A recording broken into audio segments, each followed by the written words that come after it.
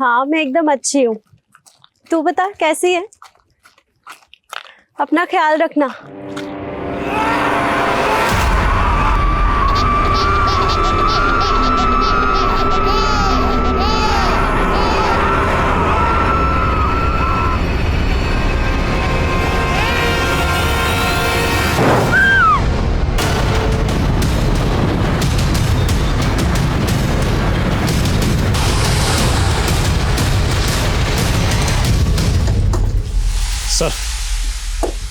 Sir ये औरत इस घर को देखकर डर कर भागी।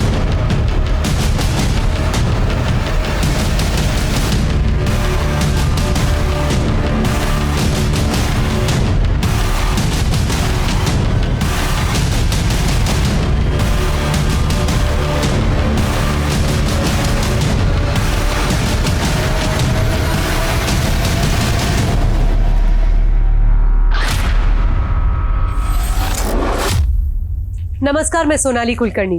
आप सबका स्वागत है क्राइम पेट्रोल सतर्क के आज के केस में। कहते हैं देव और दानव दोनों एक ही इंसान के दो रूप हैं।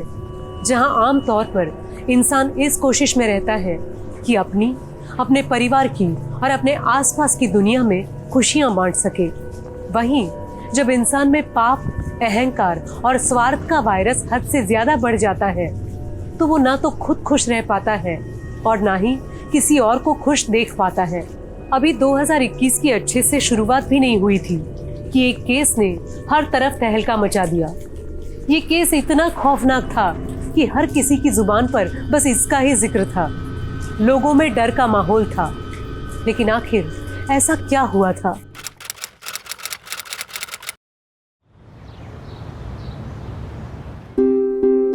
बहू, ये रसोई की क्या हालत कर रखी है तुमने? कितनी गंदगी मचा रखी है तुमने?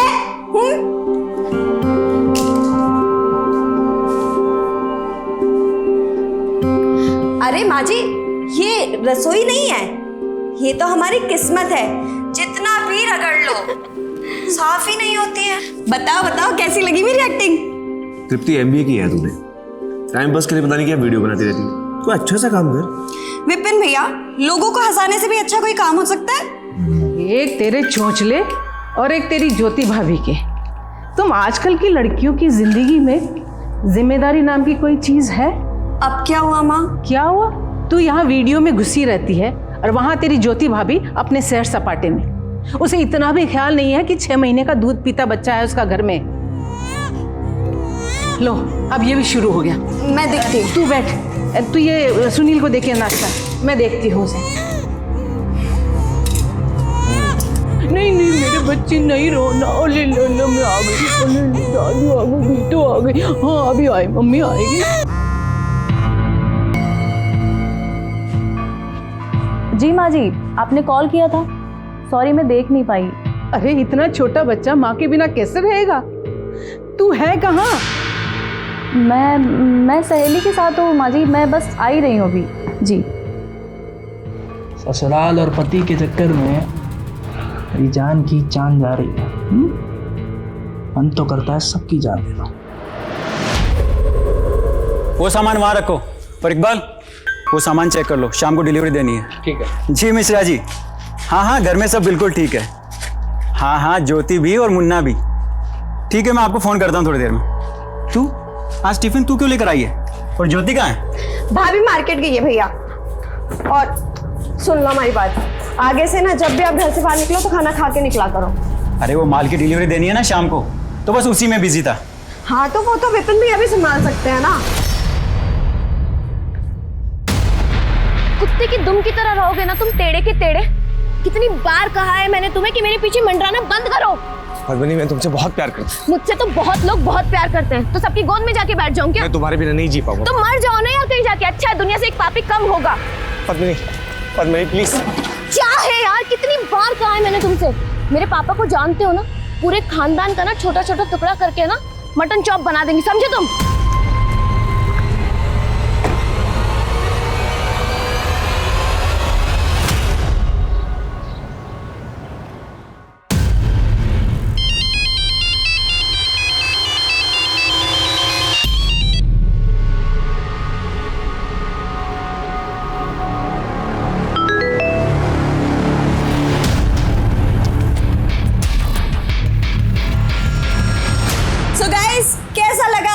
प्लानिंग पर मेरा ये कॉमिक एक्ट। कल की शुरुआत हो उससे पहले ही मैं उसकी प्लानिंग कर लेती हूँ। ये देखिए मेरा प्लानर, इसमें सब कुछ लिखा है कि मुझे कल क्या करना है क्या नहीं। लाइफ और बिजनेस में आगे बढ़ने के लिए प्लानिंग की बहुत जरूरत होती है। इसी तरह कल नए सब्जेक्ट के साथ हम लोग किसी कॉमिक एक्ट। अरे भैया, क्या जरूरत थी मेरे वीडियो में आने की? पूरा वीडियो खराब कर दिया आपने। बाय द वे, तू क्या कह रही थी?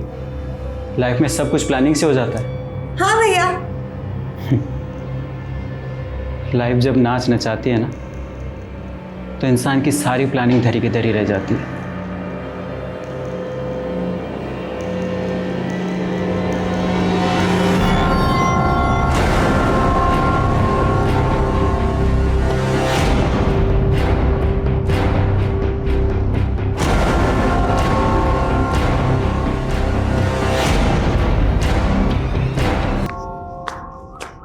सुनील भाई, विपिन भाई, सुनील भाई, विपिन भाई, सुनील भाई,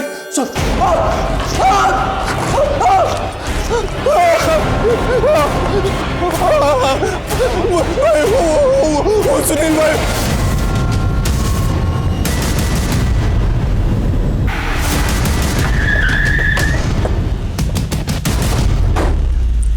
पीछे हटिए, पीछे हटिए।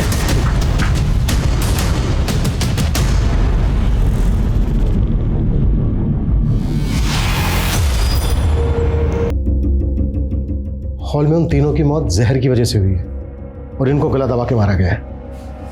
लेकिन वो लड़की कैसे बच गई?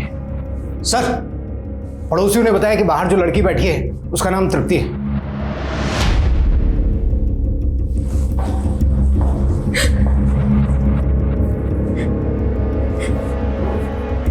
तृप्ति, कैसे हुआ ये सब?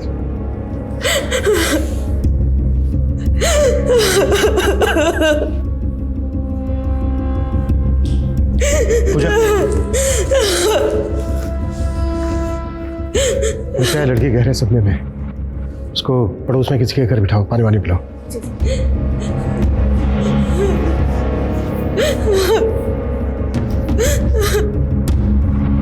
जहर की वजह से हुई है। लगता है इस फैमिली के साथ किसी की गहरी दुश्मनी रही होगी, तभी तो एक 6-7 महीने के बच्चे तक को नहीं छोड़ा। सब फिर वो जो लड़की है तृप्ति, वो कैसे बच गई? इसका जवाब तो लड़की देगी। इस फैमिली के बारे में पड़ोसियों से बात करते हैं। सर, हमने तो किसी को भी आते जाते नहीं देखा। घर में कौन कौन रहते थे? तृप्ति, तृप्ति की माँ, तृप्ति के 2 भाई सुनील और विपिन, सुनील की पत्नी ज्योति और उनका एक 6 महीने का छोटा बच्चा। अच्छा, इनकी किसी से कोई लड़ाई? हाँ सर, दोपहर में सुनील विपिन पर किसी बात पे बहुत जोर से चिल्ला रहा था। बहुत गुस्सा था वो। भैया, कम से कम खाना तो खा लेते। तुझे मेरी बड़ी चिंता हो रही है? गोडाउन छोड़कर घूमता रहता है। मेरे अकेले का बिजनेस है क्या? तेरे से बात करना ही बेकार है। तू जा, आराम से बैठकर रोटियां तोड़, मैं संभाल लूंगा सारे काम। फैमिली में कोई और है? सर, इनका बड़ा बेटा पंकज, वो अजमेर में रहता है। सर, अभी 15 दिन पहले तृप्ति की सगाई हुई थी। बहुत खुश थे सब लोग।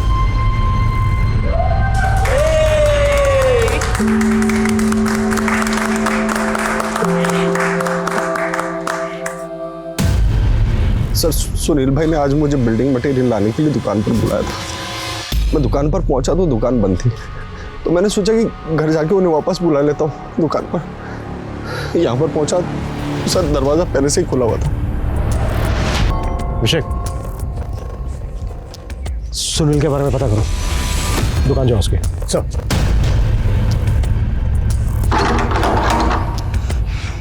सर, फोर्स एंट्री का भी कोई निशान नहीं है।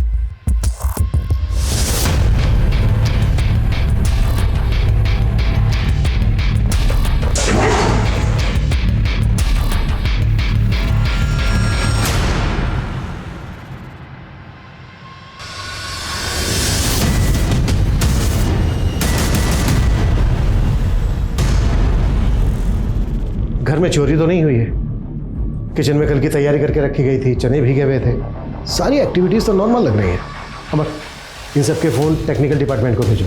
किचन में जो बचा हुआ खाना है वो फॉरेंसिक के लिए भेजो, ताकि ये पता चल सके कि जहर किस चीज़ में था, और इन सब की बॉडी पोस्टमार्टम के लिए भेजो। सर,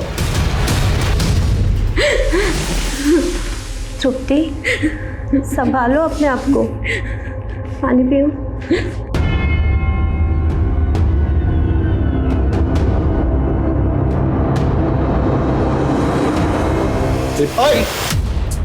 कौन हो तुम? सर मुझे तृप्ति से मिलना था। अभी नहीं मिल सकते, चलो आओ। सर लेकिन सर टेरेस का डोर भी ओपन है और घर का मेन डोर भी। सर हो सकता है कि कोई टेरेस से आया हो और मेन डोर से चला गया हो, या फिर कोई मेन डोर से एंटर किया और टेरेस से निकल गया हो। लेकिन जहर दे के मारने का काम कोई जान पहचान वाला ही कर सकता है, कोई ऐसा जिसकी पहुंच किचन तक हो। पॉसिबल है सर, मैंने दुकान में मालूम किया, सुनील वहां पर नहीं है, ना ही किसी और को उसके बारे में कुछ पता है। सुनील कहाँ गायब हो सकता है? सुनील का नंबर पता करो, नंबर ट्रेस करो उसका। एक बात समझ में नहीं आ रही है, उस वक्त घर में जितने भी लोग मौजूद थे कोई नहीं बचा, तृप्ति कैसे बच गई?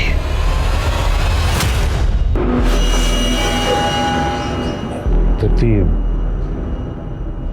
समझ सकता हूं ये सही समय नहीं है सवाल जवाब करने के लिए, लेकिन आपकी फैमिली के साथ क्या हुआ, किसने किया, ये जानने के लिए हमें आपकी मदद की जरूरत होगी। प्लीज मदद कीजिए हमारी। हमें ये बताइए कि एग्जैक्टली हुआ क्या था?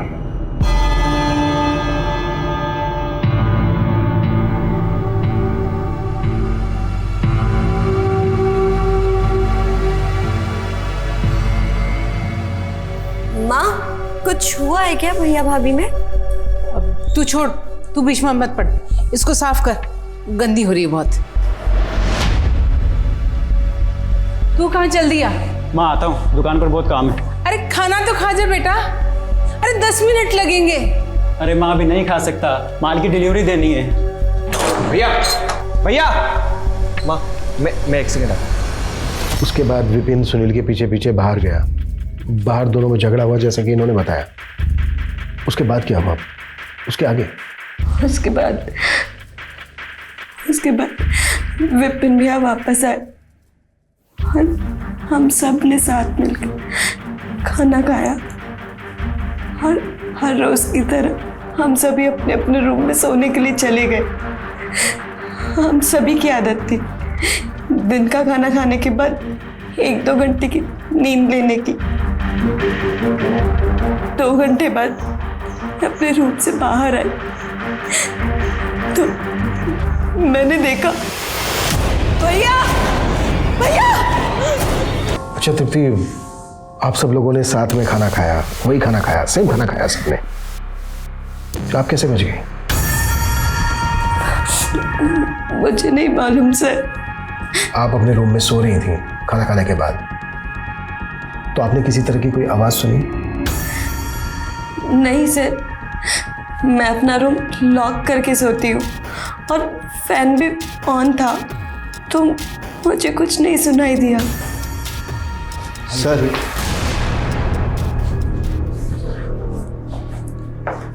सर बाहर कोई तृप्ति से मिलने आया था, अपने आप को इसका रिश्तेदार बता रहा था। जैसे ही मेरा ध्यान बटा, पता नहीं कहाँ चला गया सर। उम्र क्या थी? यही कोई 25-26 साल। तृप्ति, क्या आपसे कोई मिलने आया था, 25-26 साल का था, बता सकते हो कौन हो सकता है वो? मुझे नहीं मालूम सर, मैंने तो किसी को भी नहीं देखा।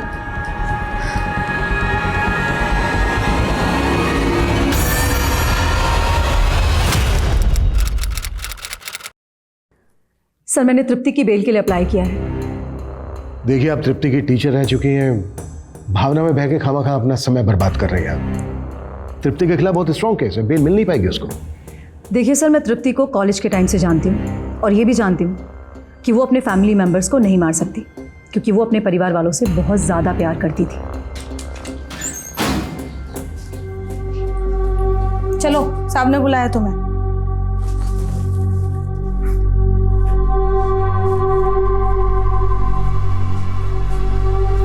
मैं जानती हूँ कि तुमने कुछ नहीं किया है तृप्ति, लेकिन आपके और मेरे मानने से क्या होता है? कानून तो मुझे गुनहगार मानता है ना, और मेरे अपने भी मुझे गुनहगार मानते हैं। और क्या फर्क पड़ता है? अब मेरी फैमिली तो वापस नहीं आ सकती ना। Tripti, I am really sorry for your family, पर मैं तुम्हें इस कलंक के साथ जीने नहीं दूंगी। बस तुम मुझे ये बताओ कि कहीं तुम पर कोई दबाव तो नहीं है ना? सर मैं आपके सारे पैसे लौटा दूंगा, मेरे पास पाई पाई का हिसाब है। प्लीज मुझे थोड़ी सी और मोहलत दे दीजिए। हाँ, मैं मानता हूँ कि मैं 1 साल से यही कहता आ रहा हूँ, बस मुझे थोड़ा सा और समय दे दीजिए प्लीज। मैं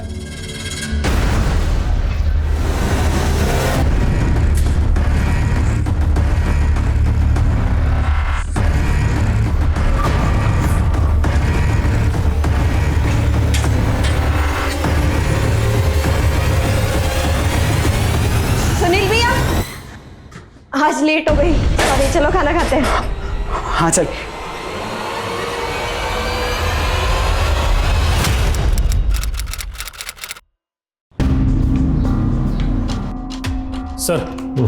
सर मैंने सुनील के हिसाब किताब की डायरी चेक की। सर उसके ऊपर बहुत बड़ा कर्ज था। सर सुनील ने जिससे 50 लाख का लोन लिया था, मैंने उससे भी बात की। सर उसका कहना है कि सुनील उसे बार बार एश्योर कर रहा था कि उसके पैसे दे देगा, लेकिन सर सुनील प्रेशर में तो था। लेकिन उसके लिए वो अपनी फैमिली को क्यों मारेगा? सर हो सकता है बेइज्जती के डर से। सर हम उसके फ़ोन को भी ट्रेस करने की कोशिश कर रहे हैं, लेकिन उसका फ़ोन बंद आ रहा है। सर उसके फ़ोन की लास्ट लोकेशन मार्केट की है।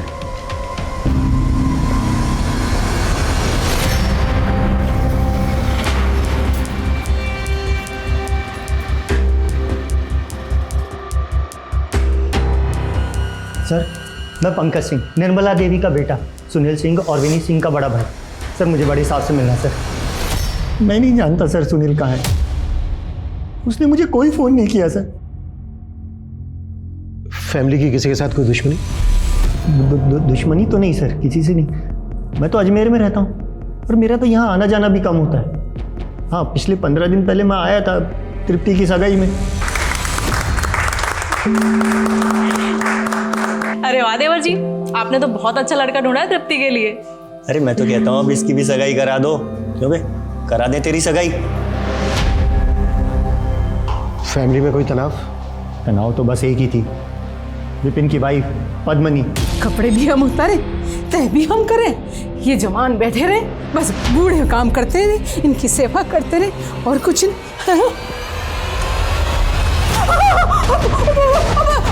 अरे सुनील, अरे ज्योति, पंकज, अरे ये पद्मा की अलमारी में पड़ी हुई थी। ये कहाँ से आई है ये बंदूक? आपको क्या जरूरत थी हमारी परमिशन के बिना हमारी अलमारी खोलने की? आप हमारी जासूसी कर रही थी। इस घर में ये गन नहीं रहेगी, ये शरीफों का घर है। तो आप कहना क्या चाहती है कि हम गुंडे के परिवार से आते हैं? आप सब लोग जानते हैं कि हमारे पापा की कितनी इज्जत है कानपुर में, समझे आप सब लोग। और ये बंदूक ना हमारे पापा ने हमारी सेफ्टी के लिए दिए। ये गन यहाँ नहीं रहेगी, निकाल इसको, यहाँ से फेंक इसको। छोड़िए इसको। अब हमें ना यहाँ एक पल भी नहीं रहना है। जब देखो जिक जिक जिक जिक चलती रहती है इस घर के अंदर, दम घुटता है हमारा इस घर में। अरे तो जाए ना, किसने रोका है तुझे? सर कहने को तो पद्मनी के पिताजी कानपुर के बहुत बड़े हैं, पर पूरा का पूरा परिवार एक नंबर का दबंग। पद्मनी और विपिन में 1 साल पहले लड़ाई हुई तो पद्मनी यहाँ जयपुर में अपनी मौसी के यहाँ शिफ्ट हो गए।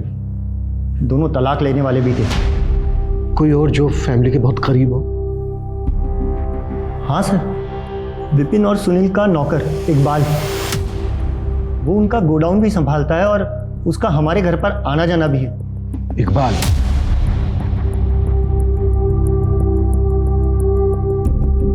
इकबाल के बारे में किसी ने कोई जिक्र नहीं किया और उस वक्त वहां पर सब लोग मौजूद थे, लेकिन इकबाल का कहीं अता पता नहीं था। इस इकबाल के बारे में पता करो। और एक बात, तृप्ति के अलावा वहां पर सबकी मौत हुई, लेकिन तृप्ति ने ना तो कुछ सुना ना कुछ देखा। मुझे लगता है तृप्ति हमसे कुछ छुपा रही है। सर एक काम करते हैं, इस तृप्ति को कस्टडी में ले लेते हैं और अच्छे से पूछताछ करते हैं। अभी नहीं, फिलहाल तृप्ति के खिलाफ हमारे पास कोई सबूत नहीं है।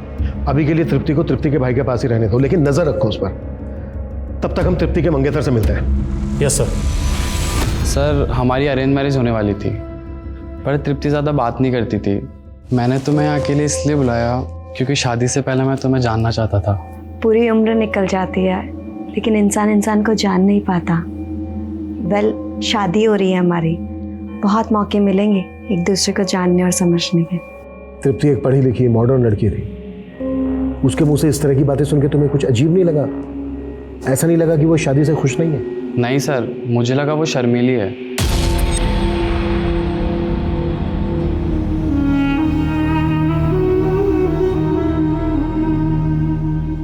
कहते हैं अपनों की हंसी और उनकी खुशी से बढ़कर और कुछ नहीं होता। अपने परिवार के लिए इंसान अपनी जान भी दे सकता है, लेकिन इस केस में परिवार के कत्ल की सुई दो लोगों पर जाकर टिकी थी, एक तृप्ति और दूसरा सुनील। पुलिस इस केस से जुड़े और भी पहलू खंगालने की कोशिश कर रही थी, लेकिन इन दोनों पर उन्हें पक्का शक था।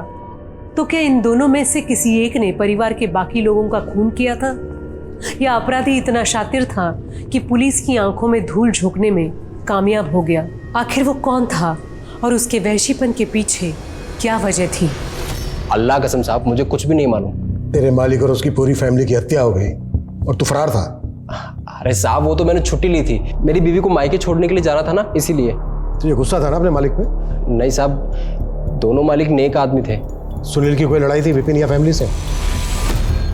सुनील भाई का तो पता नहीं साहब, लेकिन हाँ, जो उनके बड़े भाई हैं पंकज, उनकी जरूर विपिन भाई से एक दो बार कहा सुनी हुई है। बहुत हो गई तेरी मनमर्जी, और नहीं चलेगी। दिल का ताड़ बनाने की आदत हुई आपकी। एक बात बताऊं आपको, पापा को तो कभी आपने अपना माना नहीं, तो बाकी फैमिली को तो जाने दीजिए। अब तू ज्यादा मत बोल, एक बात याद रख, मैं तुझसे बड़ा हूं। और क्यों हुई थी कहा सुनी? ये मुझे नहीं मालूम साहब। सर, इस इकबाल ने तो शक की सुई वापस बड़े भाई पंकज पर ही घुमा दी। पंकज और इकबाल दोनों की कुंडली निकालो और ये भी पता करो कि ये सुनील कौन से बिल में जाके सर। सर, विपिन की वाइफ पद्मिनी आई। सुना है विपिन और उसकी फैमिली से काफी प्रॉब्लम थी आपको? विपिन से प्यार करते थे हम, और प्यार में इंसान सूरदास तो हो ही जाता है। तो हमने भी उससे शादी कर ली, लेकिन शादी के कुछ समय बाद जाके हमें पता चला कि उसका परिवार कितने पुराने ख्यालात का है।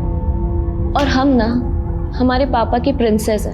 हमारे पापा ने ना हमें आज तक किसी भी चीज के लिए रोका टोका नहीं, और उस घर में हर बात पे जिग जिग जिग जिग जिग जिग, तो बस छोड़ दिया हमने। घर पे गन भी रखती थी आप? हाँ, तो लाइसेंस है उस गन का हमारे पास, और वो गन हमारे पापा की है। आप लोग शायद जानते नहीं है हमारे पापा कितने बड़े आदमी हैं। अच्छा, तो क्या वो इतने बड़े आदमी हैं कि एक पूरे के पूरे परिवार को ही खत्म कर दे? क्या मतलब है आपका? देखिए, आप ना हमें अच्छे इंसान लग रहे हैं, इसलिए अभी तक हम आपसे तमीज से पेश आ रहे हैं, वरना 2 मिनट नहीं लगेगी आपकी वर्दी उतरवाने में। और आप हमारी बंदूक के पीछे काहे पड़े हैं? हमारी बंदूक की गोली खा के मरे हैं क्या वो लोग? नहीं ना, जहर खा के मरे। तो फिर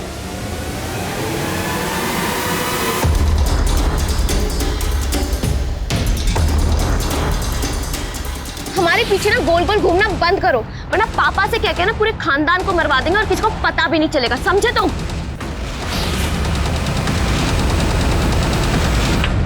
सर, सबकी पोस्टमार्टम रिपोर्ट आ गई है। निर्मला का गला दबाया गया था और बाकी सबको। तो पेपर, प्लास्टिक, टेक्सटाइल इंडस्ट्री में यूज होता है ना? सर, इलीगल मार्केट में भी मिल जाता है। सब जगह पता करो। और तृप्ति के बारे में क्या पता चला? सर, तृप्ति के सभी दोस्तों से पूछताछ की हमने, उन सबका यही कहना है कि तृप्ति बहुत अच्छी लड़की है, लेकिन सर हम पूरी कोशिश कर रहे हैं पता करने की। जल्दी पता करो सर।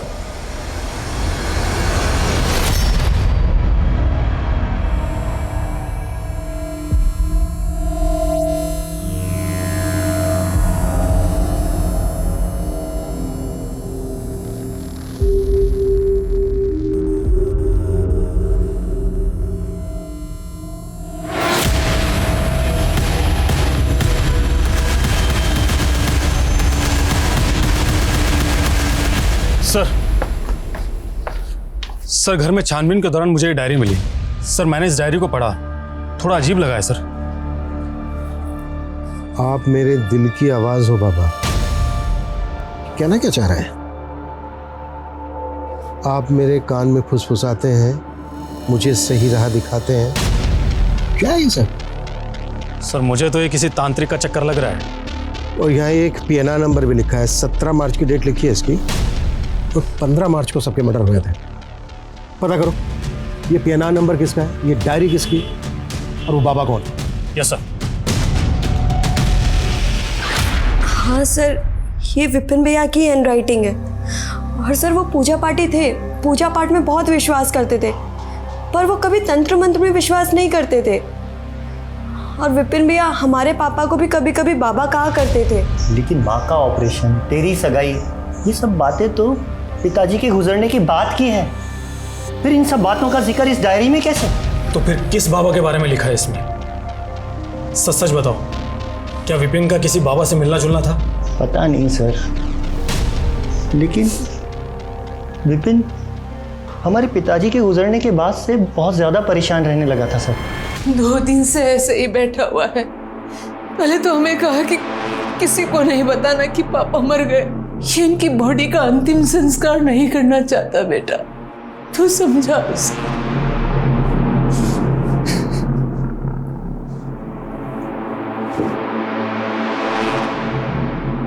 विपिन, पापा हमें छोड़ करके जा चुके हैं, उन्हें इज्जत के साथ में विदा करो। उनका अंतिम संस्कार करना है हमें। पापा सो रहे हैं,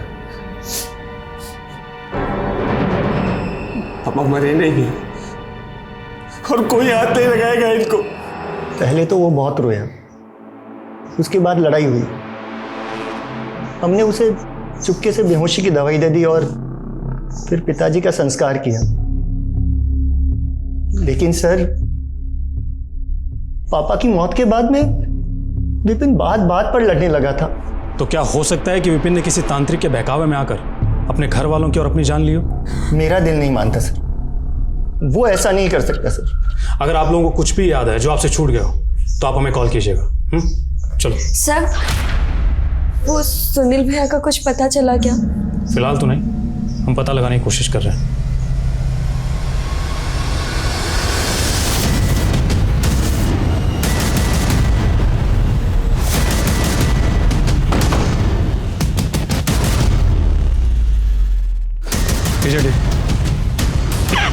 बॉडी की हालत देख के लग रहा है जैसे मर्डर हुए हुए काफी समय हो गया।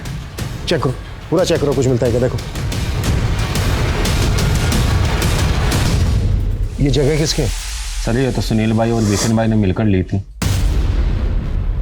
सर सुनील को तो हम ढूंढ ही रहे थे, अब तो वो भी मर चुका है। और मर्डर हुए हुए भी 6-7 दिन हो गए।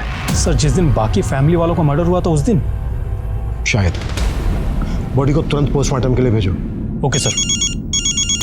Excuse me sir. हेलो, क्या? ओके सर, टेक्निकल डिपार्टमेंट से फ़ोन था, उन्होंने तृप्ति के सेल का डाटा रिकवर कर लिया है और सर उनका कहना है कि तृप्ति का किसी धीरेन्द्र नाम के आदमी से अफेयर चल रहा था।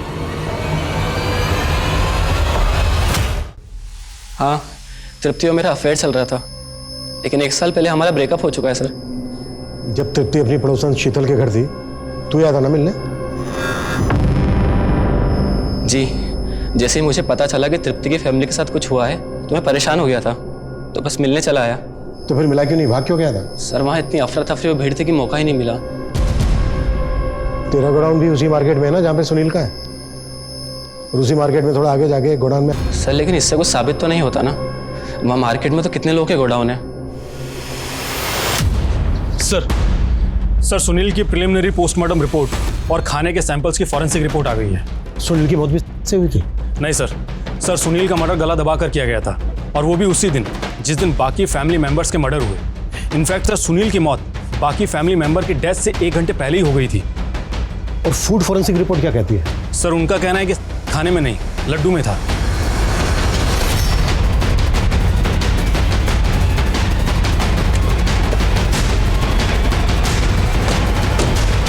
प्यार आप धीरेन्द्र से करती थी और सगाई हुई आपकी अखिल के साथ।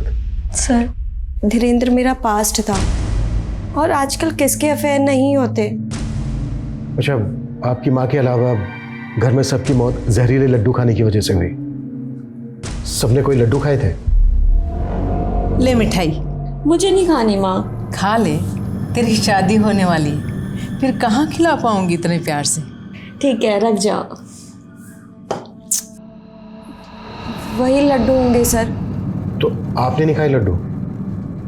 नहीं सर, वो मैंने टॉयलेट में फ्लश कर दिए थे। क्यों? आपने वो लड्डू फ्लश क्यों किए? खाए क्यों नहीं? सर मेरी शादी होने वाली थी और अखिल ने पहले ही बोला था कि शादी में मोटी ना लगूं, इसलिए मैं डाइटिंग कर रही थी और माँ को भी मना नहीं कर सकती थी, तो माँ से मैंने वो लड्डू रखवा लिए, पर उनके जाने के बाद मैंने वो लड्डू टॉयलेट में फ्लश कर दिए। लड्डू आए कहाँ से थे? सुनील भैया लेकर आए थे।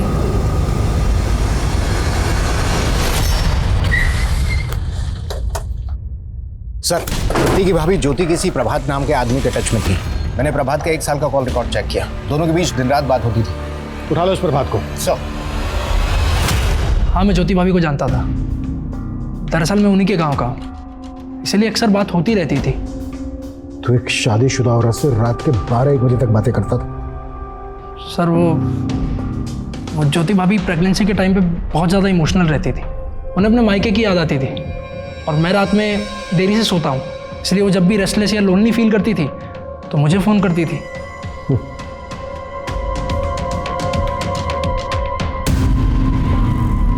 ये प्रभात और ज्योति के बारे में अच्छे से पता करो। कुछ तो खिचड़ी पकड़ी थी इन दोनों के बीच। सर, ये सब क्या है? इसमें मेरे पुराने कपड़े हैं। एक एनजीओ है जो जरूरतमंद लोगों को पुराने कपड़े देता है, बस उन्हीं को देने चाह रही थी। अच्छा, तो अगर मैं पुराना हो गया तो मुझे भी किसी एनजीओ में दान कर देगी क्या? तुम्हें तो मैं ऐसे बांध के रखूंगी। माँ,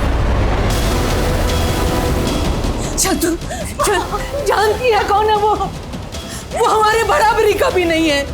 छोटे लोगों में हम शादी नहीं करते। लेकिन माँ, मैं उससे बहुत प्यार करती हूँ।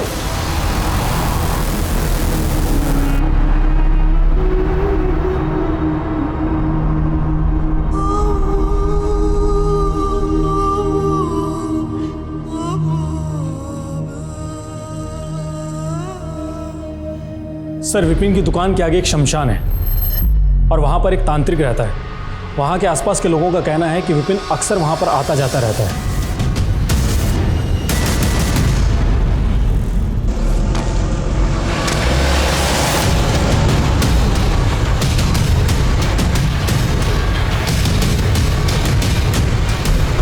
हाँ साहब, विपिन आता था मेरे पास। तू तो कहता कि बिजनेस में प्रॉफिट होगा, किसी काम का नहीं है तू, ढोंगी है, पाखंडी है। अपने आप को असली सिद्ध पुरुष कहता है। असली सिद्ध पुरुष मेरे बाबा थे, मेरे पापा, और वो जो चाहे ना वो कर सकते थे। मेरा सारा बिगड़ा काम बनाते थे। आया अपने आपको बाबा कहने, बार बार आया करता था मेरे पास। ऐसा लगता था जैसे वो मेरी शक्ति आजमा रहा हो या मेरा मजाक उड़ा रहा हो। ऐसा क्यों करेगा वो? इसके पीछे कोई लॉजिक तो है नहीं। सर, प्रभात के मोबाइल फोन की डिलीटेड मैसेज में हमें कुछ मैसेज मिले हैं। ये तो सुनील के मैसेज है। सुनील प्रभात को ऐसे मैसेज क्यों भेजेगा? सर, हमें भी अजीब लगा, तो हमने सुनील, ज्योति और प्रभात तीनों के बैंक अकाउंट चेक किए। सर, ज्योति पिछले 1 साल से रेगुलर बेसिस पे प्रभात के अकाउंट में पैसा ट्रांसफर कर रही थी। कभी 20,000, कभी 50,000, तो कभी 1 लाख रुपए। सर, प्रभात और ज्योति के मोबाइल अक्सर एक साथ स्टेशन रोड पर एक्टिव रहते थे। सर, मैंने पता किया है तो मालूम चला है कि वो किसी होटल में मिलते थे। ये लीजिए आपकी चाय। सुनिए ना आप, बोलो। मेरा माँ के पास जाने का बहुत दिल हो रहा है। मैं तो बहुत बिजी हूँ। तो तुम्हारा गांव वाला है ना प्रभात, उसके साथ चले जाओ, अच्छा आदमी है।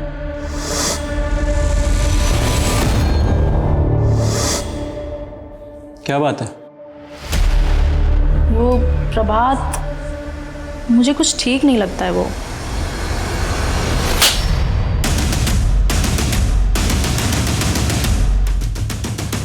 अब बोलेगा? वो सर, ज्योति भाभी अच्छी लगती थी मुझे। पता नहीं कहाँ से सुनील भाई को हमारे बारे में पता लग गया। तो तुम ज्योति पर बुरी नज़र रखते हो? नहीं भैया, मैं तो बस वो। देखो, मैं यहाँ तुम्हें डांटने नहीं आया हूँ, बल्कि मदद मांगने के लिए आया हूँ। शादी के 5 साल बाद भी हमारे घर में बच्चे का जन्म नहीं हुआ, लेकिन खोट मुझी में। अगर समाज को पता चला तो बहुत बदनामी होगी। अगर तुम चाहो तो उसके साथ मुझे बस बच्चा चाहिए जिसे मैं अपना नाम दे सकूं। और फिर तूने सुनील को ब्लैकमेल करना शुरू कर दिया। जब उनका बच्चा हुआ तो मेरे मन में लालच आ गया। सच तो यह है कि तेरा और ज्योति का अफेयर शुरू हो गया था। किसी वजह से ज्योति ने तुझे मना कर दिया, तुझे गुस्सा आया, इसलिए तूने पूरी फैमिली को खत्म कर दिया। नहीं सर, ऐसा कुछ भी नहीं है। ऐसे नहीं भूले गए कुत्ता इसका। सर, विपिन ने एक वीडियो फाइल पद्मनी को भेजी थी। ये फाइल उसके डेटा में थी। इसमें तो ऑडियो ही नहीं है, और ये वीडियो भेजने के जस्ट बाद ही विपिन की मौत हुई होगी। और सर, डायरी में जो पीएनआर था वो पद्मनी के रिजर्वेशन का। हाँ, हम पुणे जा रहे थे अपनी बहन के पास, लेकिन तभी ये कांड हो गया और आपने हमें शहर के बाहर जाने के लिए मना किया। उस दिन विपिन ने तुम्हें वीडियो कॉल किया था और एक वीडियो भी भेजा था। इसमें क्या नई बात है? वो हमें रोज फोन करता है हमें मनाने के लिए। क्या था उस वीडियो में? पता नहीं सर, उसमें कोई आवाज नहीं थी। वीडियो कॉल पे बात क्या हुई थी तुम्हारी उसके साथ? पता नहीं सर, उसे कैसे पता चल गया कि हम पुणे जा रहे हैं, तो उसने रोकने के लिए फोन किया था। लेकिन सर, हम आपको बता रहे हैं कि आप खामखा हम पे शक कर रहे हैं। ये सारा किया धरा है ना तृप्ति का है। मुझे लगता है पद्मनी हमसे। जब हम तृप्ति के घर के आसपास वारदात के दिन की सीसीटीवी फुटेज चेक कर रहे थे तो एक फुटेज में हमें तृप्ति दिखी। ये रही फुटेज। ये तो उसी दिन की फुटेज है, लेकिन तृप्ति का कहना है कि मिठाई सुनील लेकर आया था। सर, हमें यह भी पता चला है कि वारदात के एक दिन पहले सुनील की धीरेन्द्र से लड़ाई भी हुई थी। हाँ सर, हमारी लड़ाई हुई थी। तुम मेरा साथ दोगी ना तो मैं सब कुछ ठीक कर दूंगा। मैं भी तुमसे बहुत प्यार करती हूँ, तुम्हारे साथ रहना चाहती हूँ, पर मैं कुछ नहीं कर सकती। देखो तृप्ति, तुम मेरे बिना रह नहीं सकती। क्या कर रहा है तुम? भैया, भैया जोर से। ये गुस्सा आया और तूने गुस्से में तृप्ति के साथ मिलकर सबको खत्म कर दिया। सर, मैंने कुछ नहीं किया। ये जो मिठाई लेकर जा रही है ना तृप्ति, इसी में मिला हुआ था जहर। सर, मुझे इसके बारे में कुछ नहीं मालूम। तूने साथ दिया उसका, तुम दोनों ने साथ में मिलकर किया है ये सब। हाँ सर, मैं मानती हूँ कि वो मिठाई का डब्बा मैं ही घर लेकर गई थी, पर वो मिठाई का डब्बा घर ले जाने के लिए मुझे सुनील भैया ने ही बोला था जब मैं उन्हें लंच बॉक्स देने गई थी। भैया, ये टिफिन यहाँ पर रखा है, खा लेना। अरे सुन, ये मिठाई ले जा, घर पे सबको दे देना, ठीक है? चल बाय। तुमने जो कहानी सुनाई वो सच नहीं है। सच मैं तुम्हें बताता हूँ। तुम धीरेन्द्र से प्यार करती थी, लेकिन तुम्हारे घर वालों ने तुम्हारी सगाई जबरदस्ती अखिल के साथ करवा दी। तुम्हें इस बात पे गुस्सा आया, तुमने 15 दिन तक वेट किया। फिर 15 दिन वेट करने के बाद तुमने धीरेन्द्र के साथ बहुत अच्छे से प्लानिंग की। तुम घर पे लड्डू लेकर आई, उन लड्डुओं में तुमने जहर मिलाया। तुम्हारे सुनील भैया जैसे ही घर से बाहर गए, तुमने धीरेन्द्र को इन्फॉर्म किया। धीरेन्द्र ने उनका पीछा किया और दुकान पर जाकर उनका मर्डर कर दिया, और फिर दुकान का दरवाजा बाहर से बंद कर दिया। फिर तुमने वो जहर वाले लड्डू अपने पूरे परिवार को खिलाए, लेकिन तुम्हारी माँ ने वो लड्डू नहीं खाए। क्यों? क्योंकि उनको डायबिटीज थी, इसलिए तुमने अपनी माँ को गला दबा के मार डाला और तुमने अपने टेरेस का दरवाजा खुला रखा ताकि पुलिस को गुमराह किया जा सके। नहीं सर, ये सब झूठ है। यही सच है। नहीं सर, ये सब झूठ है, मैंने ऐसा कुछ भी नहीं किया। आप मेरा यकीन मानिए, मैंने ऐसा कुछ भी नहीं किया। सर, अगर ये सारा खेल तृप्ति और धीरेन्द्र का है तो फिर विपिन की लिखी उस डायरी का क्या? देखो, उस डायरी से कुछ प्रूफ तो होता नहीं है। मुझे लगता है वो डायरी पुलिस को भटकाने के लिए लिखी गई है। एक काम करो, डायरी में जो हैंडराइटिंग है पता करो वो वाकई में विपिन की है या फिर किसी और की है। Yes sir. विपिन के डायरी में मिली हैंडराइटिंग को उसके गोडाउन में रखी फाइल्स की हैंडराइटिंग से मिलाया गया। डायरी में विपिन की ही हैंडराइटिंग थी, लेकिन उस डायरी में लिखी बातों का इस केस से कोई मतलब ही नहीं दिख रहा था। जहां एक तरफ पुलिस को ऐसा लग रहा था कि उन्होंने इस केस की गुत्थी सुलझा ली है, वहीं दूसरी तरफ तृप्ति के मोहल्ले के लोगों के दिलों में डर घर कर चुका था। अपना ख्याल रखना।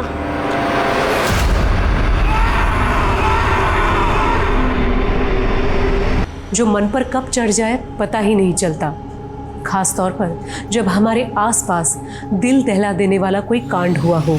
जहर वाली मिठाई का डब्बा तृप्ति अपने साथ घर लेकर गई थी और एक बस वही थी जो जिंदा बची थी।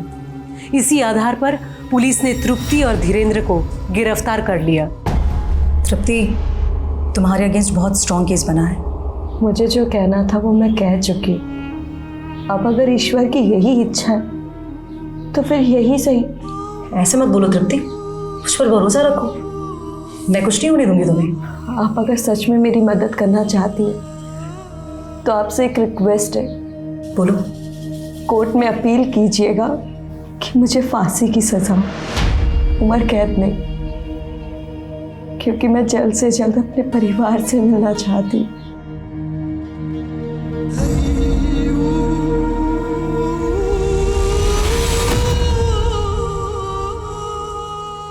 क्या बात है सर? अमर, कहीं हमसे कोई चूक तो नहीं हो रही? कोई गलती तो नहीं कर रहे हैं? सर आप भी उस तृप्ति की बातों में आ गए। लड्डू ना खाने का उसने क्या एक्सक्यूज दिया था, याद है ना आपको? याद है, लेकिन किसी भी बेगुनाह को सजा नहीं मिलनी चाहिए। अमर, इस केस से जुड़े जितने भी लोग हैं सबकी कुंडली एक बार और निकालो, और वो लोग जिन जिन लोगों के कांटेक्ट में थे उनका इतिहास भी चाहिए मुझे, कुछ भी छूटना नहीं चाहिए। Yes sir.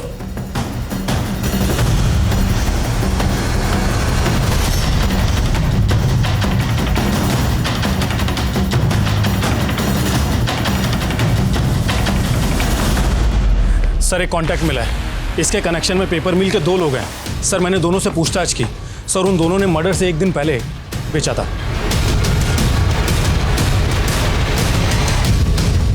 साहब मुझे तो उस विपिन ने कहा था। बाबा मेरी पत्नी को वापस लाना है, मेरे पूरे परिवार से गुस्सा होकर वो चली गई है, सबकी आत्मा की शुद्धि करानी है। तुम कहना क्या चाहते हो? मेरे बाबा ने कहा है सपने में आकर मेरे कान में सफेद जहर दूंगा तो सबकी आत्मा सफेद होगी। तुम हत्या करोगे? नहीं, मरेंगे नहीं, सिर्फ आत्मा साफ होगी। साहब उसने मुझे बहुत से पैसों का लालच दिया था, कहा कि मरेंगे नहीं। मुझे लगा कि बस जरा सा जहर चटाएगा, इसीलिए मैंने उसे जहर लाकर दे दिया।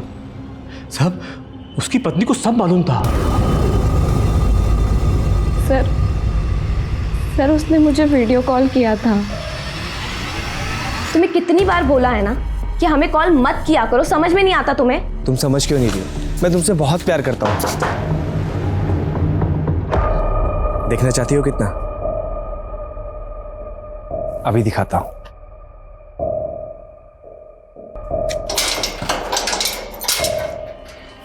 अरे इतना काम पड़ा है, क्यों बुलाया? भैया वो ना कुछ प्रॉब्लम चल रही है। कहाँ पर? भैया वो ना उसने फिर एक एक करके सबको मार दिया।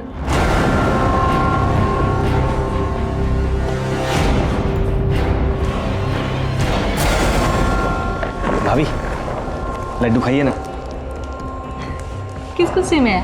अरे खुशी की बात है, वो क्या था ना कि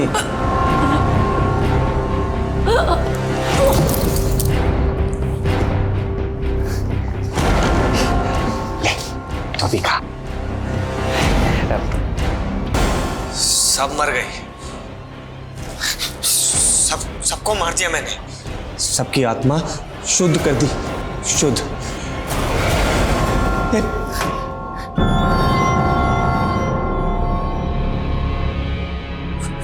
वीडियो रिकॉर्ड करके भेजता हूं इसे। तुम बार बार मेरा फोन क्यों काट रही हो? मैंने जो कुछ भी किया हम दोनों के लिए किया। तुम मुझसे बात नहीं करना चाहती तो कोई बात नहीं, आई लव यू, और ये मेरा आखिरी मैसेज है। बाबा मेरी मनोकामना पूरी करना बाबा।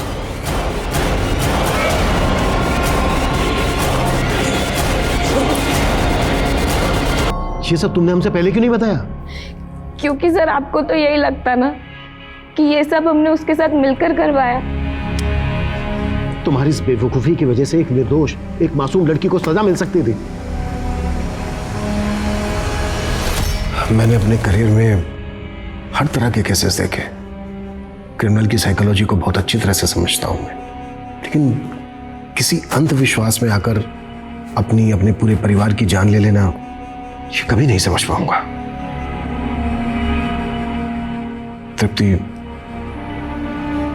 हमारी वजह से जो आपको तकलीफ हुई है उसके लिए आई एम सॉरी बेटा।